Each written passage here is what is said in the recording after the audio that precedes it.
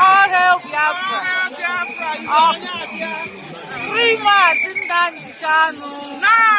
Free Mazi Nnamdi Kanu now.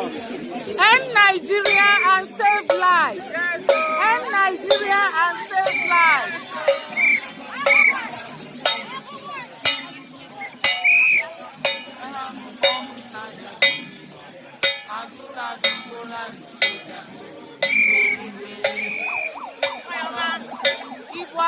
All hail Biafra.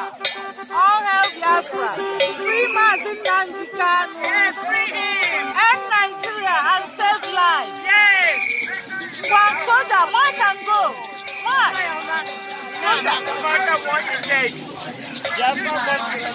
Yes.